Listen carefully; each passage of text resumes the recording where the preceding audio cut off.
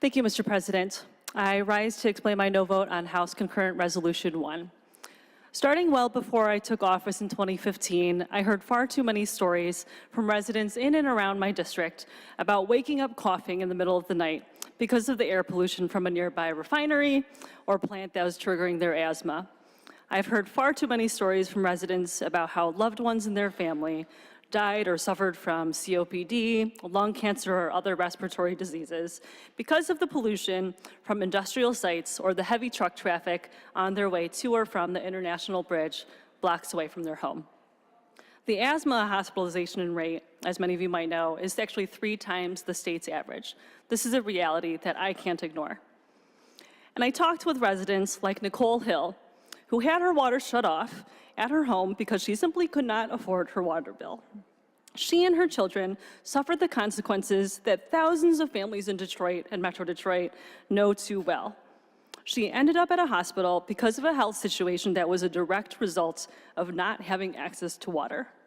She and about 100 other individuals from around our state came to the Capitol in June of 2015 to share their testimony at a hearing that we organized here at the Capitol about water quality and affordability, yet their voices are still not heard.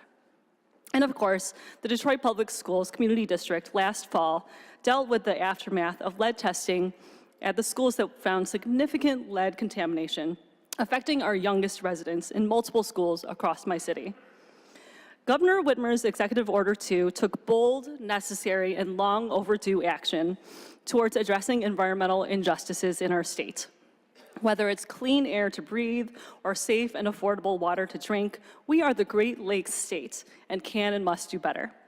Creating an environmental justice public advocate position and developing an environmental justice interagency task force that will do the work that previous administrations failed to prioritize are incredibly important actions that could dramatically impact the lives and the public health of residents in my district and in your district.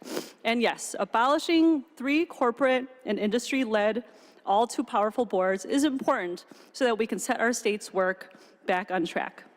These critical actions will give my residents and your residents greater access to address environmental justice and public health. Being able to hold polluters more accountable and address the ways in which pollution disproportionately impacts certain vulnerable communities is something that residents and community leaders have been asking for and demanding for literally decades. Rejecting this executive order is not simply about the last legislature or the current governor. This resolution is a statement to my residents and Michiganders in your districts too, who have struggled for years to be heard, saying today that their voices matter less and that industry and corporate polluters' voices matter more. This resolution puts a stop towards progress towards environmental justice. And this resolution cuts at the very heart of what we were sent here to do as public servants, to ensure that our residents, especially those most vulnerable, have the quality of life that they deserve. I urge a no vote on House Concurrent Resolution 1, and I ask that my remarks be printed in the journal. Thank you, Mr. President.